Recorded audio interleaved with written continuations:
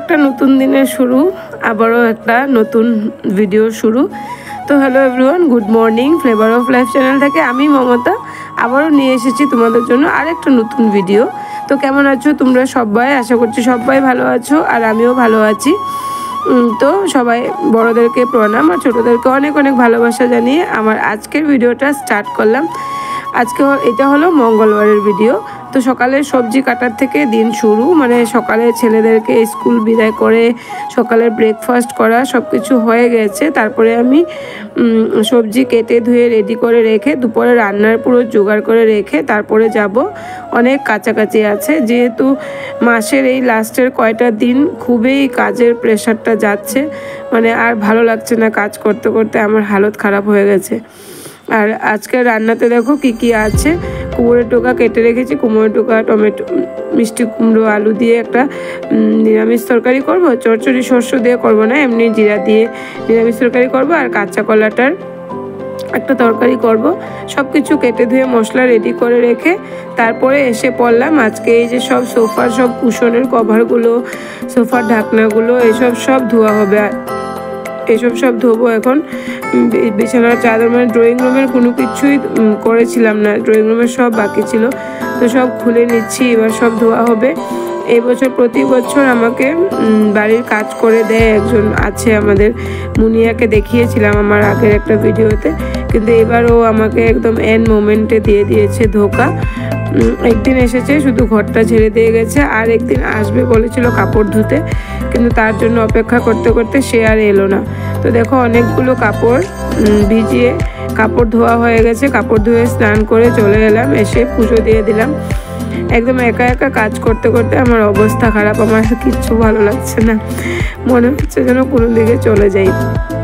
কেউ একজন helping hand নেই যে একটু হেল্প করে দেবে, যে একজন যদি রান্নার মানুষও থাকে বাড়িতে, ধরো যা আছে বা শাশুড়ি আছে, তাও তো একটু কেটে বেটে দেয় বা রান্না করে দেয়, অনেকটা হেল্প হয়। আমার যে এটাও নেই, একদম একা হাতে সব কিছু করতে হচ্ছে। তো যাই হোক, পুজো দিয়ে চলে এলাম। আর পুজোতে ঠাকুরঘরটা দেখালাম তোমাদের, যে পুজো দেওয়া হয়ে গেছে। তারপরে চলে এলাম রান্নাতে। তো রান্নাতে আজকে এই কাঁচা কলার তরকারিটার একটা রেসিপি ভাবো তোমাদের সাথে শেয়ার করছি। এটা একটু আমি অন্যভাবে বানাই কাঁচা কলার তরকারিটা। এইভাবে কাঁচা কলার তরকারি বানালে না সবাই, কেউ বুঝতে পারবে না যে এটা কাঁচা কলা দিয়ে বানানো হয়েছে, আর সবাই চেটে পুটে খেয়ে নেবে।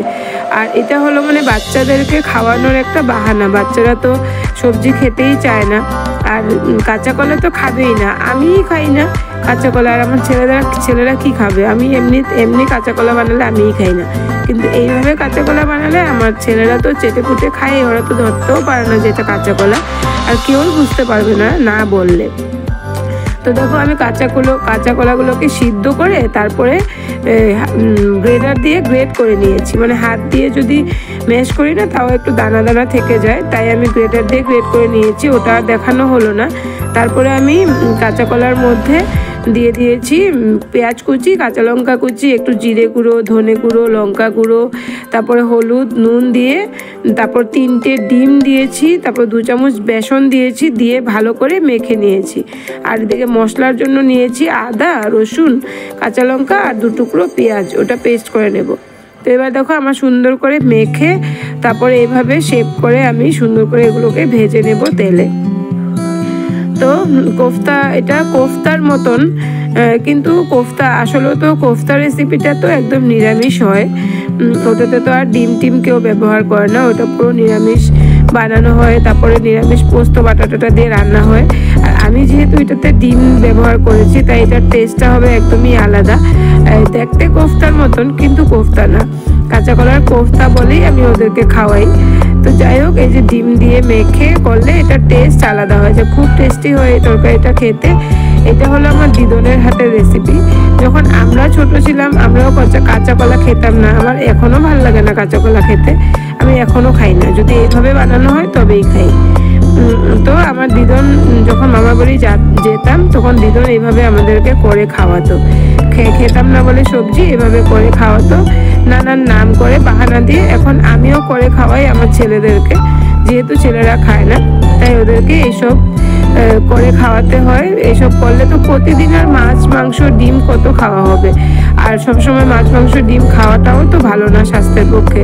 কখনো কখনো এইভাবে বানিয়ে দিলে, কাঁচা কলা যখনই আনে বাড়িতে আমি এইভাবেই বানাই, তখন আমার ছেলেরাও খেতে খুব ভালোবাসে, বড় ভালোবাসে। তো এই যে দেখো সব ভেজে নিয়েছি। এই ভাজাগুলো না, এগুলো তুমি এমনিও সন্ধ্যের সময় চায়ের সাথেও খেতে ভালো লাগে। আর এমনি আমি যখনই এই তরকারিটা করি না, আমি ডালের সাথে খাওয়ার জন্য কয়েকটা শুকনো ভাজা রেখে দিই, আর বাকিগুলো তরকারি করে নিই। তো দেখো আমার সব বড়াগুলো ভাজা হয়ে গেছে। তারপরে আমি কড়াতে তেল দিয়ে প্রথমে একটু পেঁয়াজ সবুজ দিয়ে দিয়েছি, ফোড়নে দিয়েছি পেঁয়াজ, তারপরে এই যে আদা রসুন কাঁচা লঙ্কা আর একটু পেঁয়াজ বাটা ছিল, পেঁয়াজ বেটেছিলাম ওটা দিয়ে দিলাম, কয়েক টুকরো টমেটোও দিলাম, দিয়ে তারপরে ভালো করে কষিয়ে এখানের মধ্যে দিয়ে দিলাম হলুদ, দেবো একটু জিরে গুঁড়ো ধনে গুঁড়ো, এইসব আমি মশলাটার মধ্যে দিয়ে দিয়েছিলাম। 1 চামচ জিরে গুঁড়ো, 1 চামচ ধনে গুঁড়ো, 1 চামচ লঙ্কা গুঁড়ো, আর হলুদ নুন দিয়েছি। বাস এই দিয়ে পেঁয়াজটাকে মশলাটাকে ভালো করে কষিয়ে তারপরে গরম জল দিয়ে ঝোলটা দিয়ে দিলাম।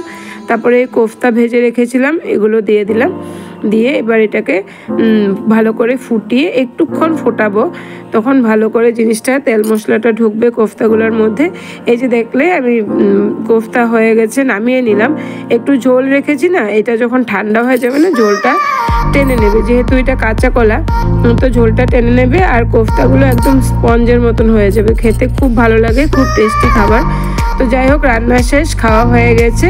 আর এই যে দেখো এটা একদম চলে এলাম সন্ধ্যের সময়, আমাদের পাশের বাড়িতেই একটা পুচকুর অন্নপ্রাশন, আগামীকালকে মানে বুধবারে হবে অন্নপ্রাশন। এটা মঙ্গলবারের সন্ধ্যের সময় আমাদের বাড়ির পুকুর থেকে এসেছিল অধিবাসের জল ভরে নিতে। ওই জায়গাটা অন্ধকার ছিল বলে আমি ভিডিও করিনি। আর তারপরে আমরাও চলে এলাম এখানে, পুচকুটাকে স্নান করানো হবে, অধিবাসের স্নান, মানে এমনি জল ছিটা দিয়ে নিয়ম করানো হলো। তো ওইটাও একটু ক্লিপ তোমাদের সাথে শেয়ার করে নিলাম। আশা করি ভিডিওটা তোমাদের ভালো লাগবে। সারাদিনের কাজকর্ম আর পুচকুটার ভিডিওটা তোমাদের ভালো লাগবে। ভিডিওটা ভালো লাগলে লাইক কমেন্ট শেয়ার করে দেওয়ার, আমার চ্যানেলটাকে সাবস্ক্রাইব করে আমার পাশে থেকো। তো সবাই ভালো থেকো, সুস্থ থেকো, দেখা হবে পরবর্তী আরেকটা নতুন ভিডিওর সাথে। টাটা।